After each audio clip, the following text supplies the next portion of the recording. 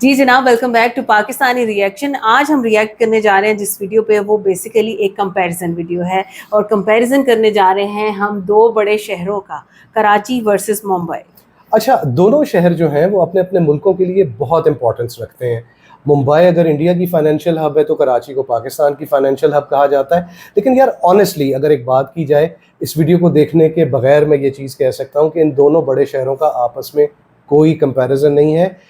मुंबई बहुत advance city हो गया हुआ है, बहुत आगे डेवलप्ड है। बहुत आगे बढ़ गया हुआ है, क्योंकि शायद कुछ लोग मेरी बात से एग्री करें कि 1970s तक कराची की डेवलपमेंट शायद मुंबई से आगे थी।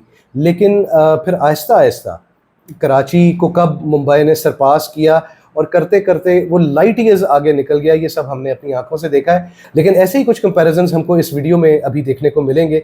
सो होपफुली वीडियो बड़ी मज़ेदार होने वाली है। अगर आपको वीडियो पसंद आए तो वीडियो को लाइक ज़रूर कीजिएगा और चैनल को सब्सक्राइब ज़रूर कीजिएगा। वेल, मैं हूँ बिलाल, मैं हूं मोना और आप देख रहे हैं रिएक्शन रिदम।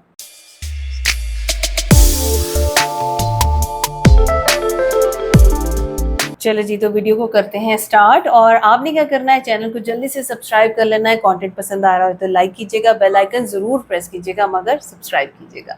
तो वीडियो स्टार्ट करते हैं। 3, 2, 1 एंड गो।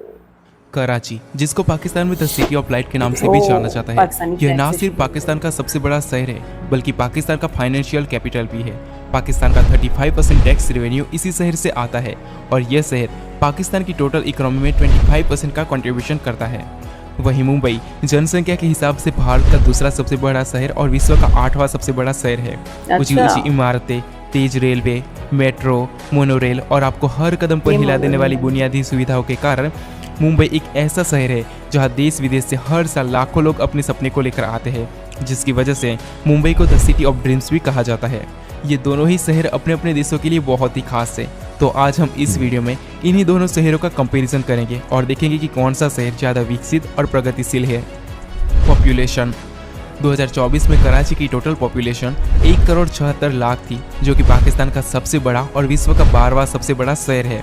वही 2024 में मुंबई की टोटल पॉपुलेशन 2,16,00,000 है, जो कि दिल्ली के बाद मुंबई भारत का दूसरा सबसे बड़ा शहर और विश्व का 8वां सबसे बड़ा शहर है। एरिया, कराची का टोटल एरिया 3,780 किलोमीटर स्क्वायर है, जबकि मुंबई की मेगा सिटी 603 किलोमीटर स्क्वायर में फैली हुई है और मुंबई का मेट्रोपॉलिटन एरिया 6,328 किलोमीटर स्क्वायर में फैला हुआ है, जो कि दिल्ली के बाद भारत का दूसरा सबसे बड़ा मेट्रोपॉलिटन रीजन है। अब बात करते हैं जीडीपी की। देखो, जिस देश और जिस सिटी की जीडीपी जितनी ज़्यादा होती है, उस देश और उस सिटी को उतना ही विकसित माना जाता है। सिटीज़ में टोक्यो की जीडीपी विश्व में सबसे अधिक है। दैट्स वाई टोक्यो को the richest city in the world का टैग मिला हुआ है। 2024 में कराची की नॉमिनल जीडीपी $85 बिलियन की है, जिसे पाकिस्तान का सबसे अमीर शहर बनाता है, जो कि पाकिस्तान की टोटल इकोनॉमी में 25% का योगदान देता है। वही 2024 में मुंबई की नॉमिनल जीडीपी $338 बिलियन की है, जो मुंबई जीडीपी के हिसाब से भारत का सबसे अमीर शहर है, जो कि भारत की टोटल इकोनॉमी में अप्रॉक्सीमेटली 6% का कंट्रीब्यूशन देता है। बात करते हैं GDP by purchasing power parity की। देखो, दोनों ही सिटीज के पीपीपी जीडीपी रिलेटेड 2024 के कोई भी डेटा अवेलेबल नहीं है, तो यहाँ मैं उन्हीं डेटा की बात करूंगा जो अवेलेबल है। 2021 में कराची की पीपीपी जीडीपी $200 बिलियन की थी और तब पाकिस्तान की पीपीपी जीडीपी $1.34 ट्रिलियन की थी, जो कि आज बढ़कर $1.64 ट्रिलियन की हो चुकी है। वही कराची का पीपीपी पर कैपिटा इनकम $8,000 से भी ज़्यादा है। वही 2021 में मुंबई की पीपीपी जीडीपी $606 बिलियन की थी और तब भारत की पीपीपी जीडीपी $10.12 ट्रिलियन की थी, जो आज बढ़कर $14.6 ट्रिलियन की हो चुकी है। वही मुंबई का पीपीपी पर कैपिटा इनकम $28,000 से भी ज़्यादा है। अब बात करते हैं ह्यूमन डेवलपमेंट इंडेक्स की, जिसका HDI जितना ज़्यादा होता है उस रीजन को उतना ही विकसित माना जाता है।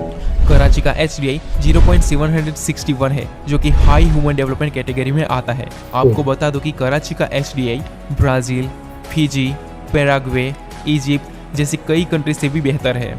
वहीं मुंबई का HDI 0.841 है, जो कि very high human development category में आता है। मुंबई का HDI उरुग्वे, रसिया, जॉर्जिया, रोमानिया जैसी कंट्री से भी काफ़ी बेहतर है। टोटल बिलियनियर्स, कराची में टोटल 3 बिलियनियर्स है, जिसमें से मियां मोहम्मद मनशा $5 बिलियन की नेटवर्थ के साथ कराची का सबसे अमीर पर्सन है। वहीं मुंबई में टोटल 92 बिलियनियर्स है, जिसमें से $150 बिलियन की नेटवर्थ के साथ मुकेश अंबानी न सिर्फ मुंबई का बल्कि पूरे एशिया का रिचेस्ट पर्सन है। वही सभी एशियन सिटीज में मुंबई के पास सबसे अधिक बिलियनियर्स हैं, जिसकी वजह से मुंबई को the billionaire capital of Asia का भी टैग मिला हुआ है। टोटल स्काई स्क्रैपर्स, कराची में टोटल 7 स्काई स्क्रैपर्स है। अगर कराची की टॉलेस्ट बिल्डिंग की बात करें तो 273 मीटर्स की हाइट के साथ बहारिया आइकॉनिक टावर ना सिर्फ कराची का बल्कि पूरे पाकिस्तान का टॉलेस्ट टावर है। वहीं मुंबई मेट्रोपॉलिटन रीजन में अभी टोटल 252 स्काई स्क्रैपर्स है, जिसमें से 42 रॉयल 320 मीटर्स की हाइट के साथ ना सिर्फ मुंबई का बल्कि पूरे इंडिया का टॉलेस्ट टावर है। पब्लिक ट्रांसपोर्ट सिस्टम, कराची में अभी कोई भी मॉडर्न ट्रांसपोर्ट सिस्टम अवेलेबल नहीं है, लेकिन यहाँ पर कराची बस रैपिड ट्रांजिट सिस्टम काफ़ी मॉडर्न लगती है। वही अगर मुंबई की बात करें तो यहाँ 46.4 किलोमीटर लंबी मेट्रो लाइन, मोनोरेल और तो और मुंबई की जान कहे जाने वाली लोकल ट्रेन्स भी अवेलेबल है। और तो और अभी मुंबई में 140 kilometre long metro line under construction है। वही कराची का जिन्हा इंटरनेशनल एयरपोर्ट पाकिस्तान का सबसे बड़ा एयरपोर्ट है, जो हर साल अराउंड 50 लाख पैसेंजर को सर्विस देता है। वही मुंबई का छत्रपति शिवाजी महाराज इंटरनेशनल एयरपोर्ट भारत का दूसरा सबसे बड़ा एयरपोर्ट है, जो हर साल एवरेज 5 करोड़ 28 लाख पैसेंजर को सर्विस देता है।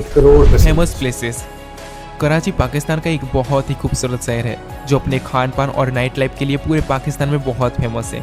अगर यहाँ के कुछ फेमस प्लेसेस की बात करें तो Clifton beach, port Grand Karachi, Dolmen mall, Frere Hall, Mohatta palace museum, Empress market, ये यहाँ के कुछ फेमस प्लेसेस हैं। वहीं मुंबई अपनी बॉलीवुड इंडस्ट्री और लग्जरियस लाइफस्टाइल के लिए पूरे भारत में काफ़ी फेमस है। यहाँ के कुछ फेमस प्लेसेस की बात करें तो Gateway of India, Shri Siddhivinayak Temple, Chhatrapati Shivaji Maharaj Terminus, Juhu Beach, Global Vipassana Pagoda, Elephanta Caves, Haji Ali Dargah और मरीन ड्राइव जैसे कई जगह शामिल है। तो ये था आज का पाकिस्तान की फाइनेंशियल कैपिटल कराची और इंडिया की फाइनेंशियल कैपिटल मुंबई के बीच का कंपैरिजन। अब आप लोग कमेंट करके बताओ कि आपको कौन सा शहर सबसे ज़्यादा पसंद आया है। That's nice यार।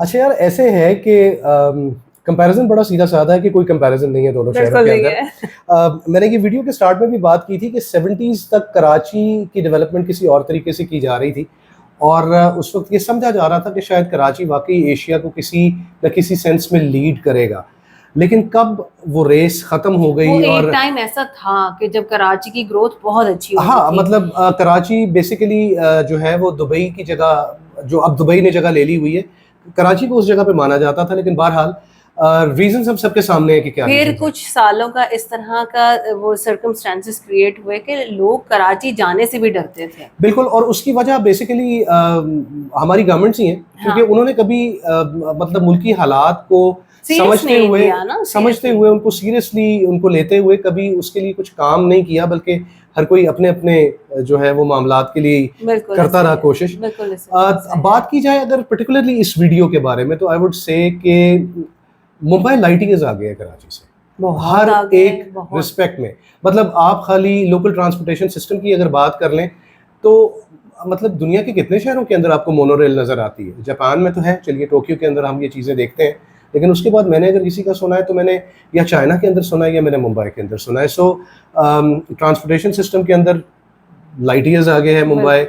अगर हम जीडीपी की बात करें तो कोई कंपैरिजन है ही नहीं, एक का $80 बिलियन, एक का $380 बिलियन, तो मतलब ये तो गैप आप फिल कर ही नहीं सकते ना, ये तो एक बहुत बड़ा गैप है। बिल्कुल ऐसी है। और इसी तरह से अगर जो आप दोनों साइडों के रिचेस्ट मैन की बात करें तो एक का $5 बिलियन का हाँ, उसकी एक वजह है ना कि वहाँ दूसरी तरफ मुकेश अंबानी आ रहे हैं। वहाँ पर बिजनेस अपॉर्चुनिटीज जो हैं वो इस तरह की हैं कि अगर कोई बंदा वाकई में किसी किस्म का कोई कारोबार करना चाहता है तो गवर्नमेंट उसको फैसिलिटेट करती है। ऐसा नहीं होता कि आपके जो इदारे हैं जो कि बेसिकली टैक्स कलेक्शन के लिए होते हैं वो आपके लिए सारा रास्ता ही बंद कर दें और बिल्कुल आपकी गर्दन को आके वो दबोच लें कि भाई तुम कोई कारोबार कर रहे हो तो तुम कारोबार कर कैसे रहे हो। सबसे पहले तो ये बताओ कि तुम वो पैसा कहाँ से लेके आए हो।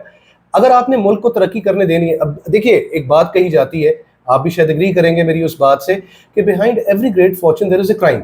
वी डू नो दैट कि ऐसा होता है, लेकिन द थिंग इज कि आप ये चीज़ देखिए कि अंबानीज हो गए, टाटाज हो गए, बिरलाज हो गए, या इवन यहाँ के अगर आप कुछ चंद बिलियनर्स की बात कर लीजिए, जिस तरह से मियां मोहम्मद मंशा का उन्होंने इस वीडियो के अंदर जिक्र किया, या हम जो है वो बहरिया टाउन के जो मालिक हैं मलिक रियाज, उनकी हम बात करें, मामलात किसी के भी सीधे नहीं है। वेरी ऑनेस्टली कहीं ना कहीं कुछ ना कुछ चल रहा होता है, लेकिन एटलीस्ट मौके दिए जाते हैं लोगों को कारोबार करने के, ताकि वो आपके मुल्क के अंदर एक अच्छा हेफ्टी कंट्रीब्यूशन कर सके। वो चीज़ आपको यहाँ पर नजर नहीं आएगी। बहरहाल इंडिया ने उस चीज़ के अंदर बहुत एक्सेल किया और उन्होंने लोगों के लिए ये अपॉर्चुनिटीज पैदा की हैं कि वो काम कर सके। और देखें ना, जब आपकी गवर्नमेंट्स आपका ख्याल करती हैं तो फिर जो सिटीजन्स होते हैं ना, वो भी उसी तरह से डेवलप करते हैं।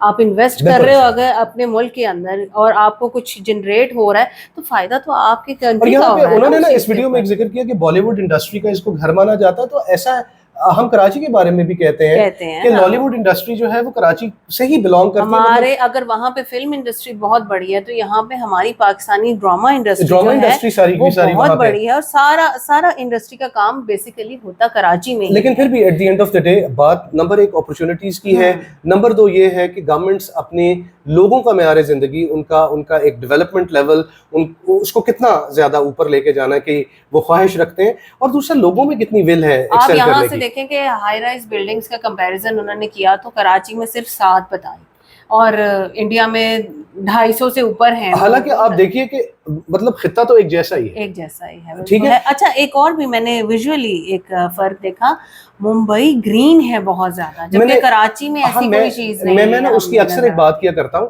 वो उसकी एक बेसिक वजह ये है कि अगर हम कराची की बात करते हैं तो कराची, हैदराबाद, ये सारे इलाके सिंध के एक ऐसे रीजन में आते हैं जिनके साथ राजस्थान और थर डेजर्ट लगते हैं, तो यहाँ पे इन इलाकों में इतनी बारिशें नहीं होती। वेरस जब हम गुजरात, महाराष्ट्र, इन एरियाज की बात हम करते हैं तो ये क्योंकि बारिशें बहुत होती हैं, यहाँ पे बहुत ग्रीन है, तो आपको वहाँ पे हरियाली और वो सब्जा आपको नजर आता है, जो बहरहाल जो एक शहर की जो एयर क्वालिटी इंडेक्स है उसको 4 चांद लगा देता है। लेकिन यार ऑनेस्टली हम वीडियो के बारे में हमने इतनी ज्यादा बात नहीं की, दोनों शहरों के कंपैरिजन के बारे में हमने बात नहीं की, इसलिए कि ऑनेस्टली मैंने जैसे पहले कहा कि कंपैरिजन कोई बनता ही नहीं है, क्योंकि मुंबई की डेवलपमेंट बहुत ज्यादा है, बहुत एडवांस है, वहाँ का इंफ्रास्ट्रक्चर हमें नजर आता है। आपको वहाँ की ना रोशनियों के अंदर वो चकाचौंध नजर आती है, ठीक है। यहाँ पर ऐसा कुछ नहीं है, बल्कि आप फिर भी जितना है कराची अच्छा है, बहुत अच्छा है, लेकिन बेहतरीन से बेहतरीन हो सकता था। बिल्कुल हो सकता था, लेकिन उसके लिए कोई काम नहीं किया गया। क्यों नहीं किया गया? क्योंकि भाई ऑफ कोर्स ये लोग सीरियस ही नहीं थे उसके लिए कुछ करने के लिए।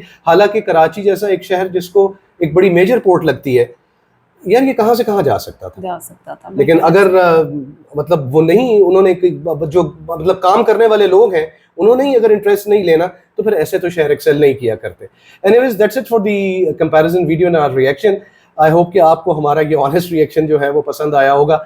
अगर आपको हमारा रिएक्शन पसंद आया हो तो वीडियो को लाइक और चैनल को सब्सक्राइब जरूर कीजिएगा। मिलते हैं आपसे अगली वीडियो में, अपना बहुत ख्याल रखिए।